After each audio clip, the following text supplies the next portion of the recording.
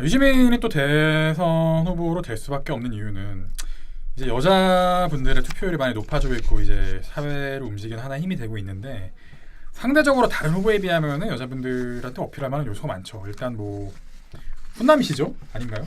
네, 훈남이시죠. 맞아요. 아 그래요? 그냥 해본 얘기인데 진짜 그렇게 생각하시나 보네요. 다들 그렇게 생각할 것 같은데요. 아 그래요? 네, 그러면은 그 정도면 훈남이시죠. 그럼 이런 스타일 어떠세요? 뭐 나쁘지 않은 것 같아요. 아 이제 나이 드신 분이 이런 젊은 옷도 입을 수 있다 이런 거. 그럼요. 감각 있어 보이고. 제가 다음에 그럼 이렇게 한번 입고 나가겠습니다.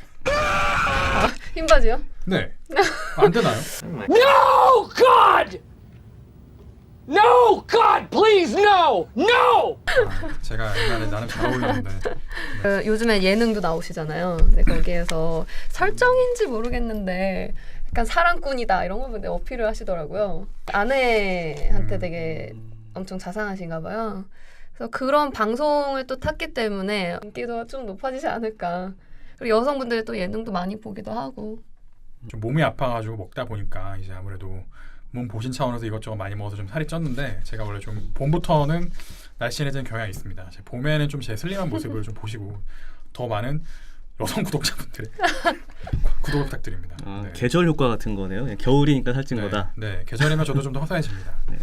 이 새끼한테 입만 벌리면 거짓말이 자동으로 나와. 알겠습니다. 네.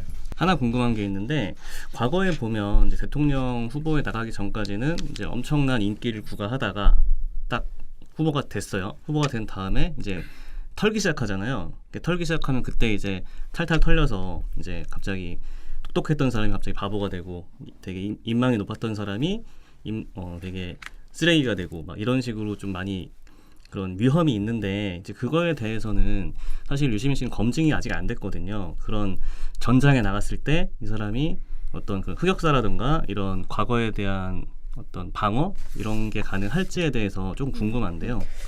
유시민 씨가 이재명 도지사랑 다른 부분이 이분은 기본적으로 욕망이 대단한 분이 아니라 어떻게 보면은 뭐 사람에 대한 믿음과 이런 걸로 움직이는 사실 뭐 긍정적일 수도 있죠. 그렇기 때문에 털어서 나올 게 상대적으로 적다고 사실 저는 생각하고요. 뭐 물론 뭐 유시민 씨도 뭐 강연료로 뭐 1시간에 뭐 1,000만 원 받았다 이렇게 얘기하는데 그거는 뭐 시장의 가치에 의해서 받은 거니까 문제가 될 건 없다고 생각하고 두 번째로는 뭐 이미 보건복지부 장관을 할 때부터 뭐 이 사람을 싫어하는 사람들이 너무 많았기 때문에 이미 죽이려고 했으면 옛날부터 나왔을 거라고 생각하거든요. 물론 뭐 결정적인 상황에서 터트릴 수도 있겠습니다만 저는 뭐 그렇게 없지 않을까. 뭐 기대할 수도 있겠죠. 개인적으로 진보에선 유시민 씨를 좋아하니까 없지 않을까라고 생각합니다. 근데 대한민국에서 글 쓰는 사람들이 한 번씩 읽어봐야 된다는 글이 유시민 항소유서인데 사실은 과연 방송에서 스캔들이 있어도 결국 요즘에는 대선 토론 이런 걸 해가지고 그 사람을 꺾어야 그 스캔들에 대해서도 같이 흠집을 낼 수 있는 건데 과연 유시민을 방송에서 이길 사람이 그렇게 많을까요? 토론을 하게 되면은 저는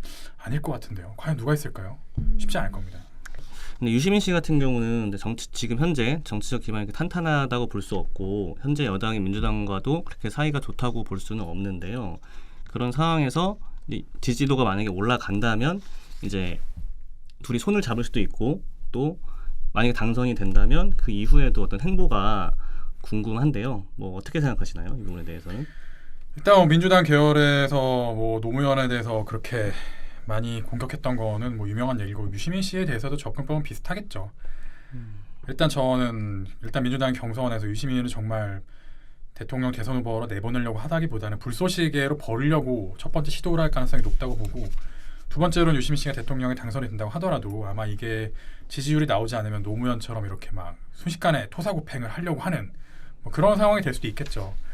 근데 이제 두 개에 대해서 다 말씀드리면 첫 번째로는 이제 여기서 예측을 한번 해보려고 하는데 만약 유시민 씨가 민주당 경선에 참석하게 된다면은 그게 이제 옛날에 그 김영삼 대통령이 적절한 비유인지 모르겠지만 그 3당 합당을 할 때 군사 정권한테 들어가면서 호랑이를 잡으려면 호랑이 굴에 들어가야 된다 이래서 뭐 그 자기를 쓰고 버리려는 군사 정권들 앞에서 결국 걔네들을 무너뜨리고 대통령 당선이 됐는데 민주당이 흥행몰이로 유시민을 쓴다고 하면 결국 유시민한테 먹히게 될 거라고 생각합니다. 그게 첫 번째 예측이고요.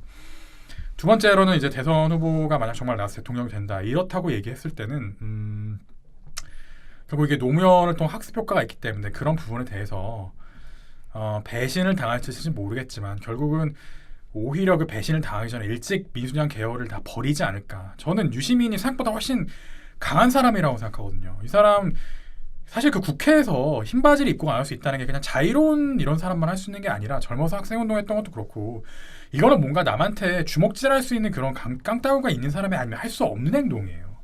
과연 유시민이 그렇게 노무현한테 한번 학습 효과가 있는데 과연 가만히 그걸 당하고 있을까? 저는 오히려 자기 지지율이 떨어지기도 전에 다 숙청할 거라고 생각합니다. 네. 숙청을 하게 되면 이제 그 숙청한 자리에 또 누군가를 꽂아야 되는데 그런 사람들은 어떤 사람들이 될까요? 그러면 모든 정치는 자기 새가 있어야 되니까 자기 사람을 결국 그 유시민 씨도 뽑을 수밖에 없겠죠. 그리고 그거는 상대적으로 이제 뭐 노무현 쪽에 이제 오랫동안 그 자기 진심을 보여줬던 사람이나 아니면은 뭐 자기랑 인연이 있는 사람들 위주가 될 가능성이 높은데, 근데 그 인사에서도 어떻게 보면 많이 파격을 보여줄 거라고 생각은 들고 뭐 그럼에도 불구하고 자기도 친한 사람들이 있으니까 또 그 한계는 완벽하게 벗어날 수 없는 것은 아니지 않나. 네, 그렇게 생각합니다. 파격적이라면 뭐 김구라 뭐 이런 같이 썰전에 했던 사람이 될 수도 있겠네요. 네, 뭐 저도 사실 이렇게 방송 나오는 게 혹시 네. 저를 파격적으로 농담입니다. 알겠습니다. 네. 자, 마지막으로 한 줄로 요약 듣겠습니다. 첫 번째, 유시민 씨는 대선에 나옵니다. 두 번째, 민주당 이분을 불쏘시개로 이용하는 게 아니라 유시민 씨가 민주당 먹습니다. 세 번째, 당선이 되시면 이상이 과도하게 사로잡힌 그런 정치는 하지 않으셨으면 하는 바람입니다. 그리고 하지 않으실 겁니다.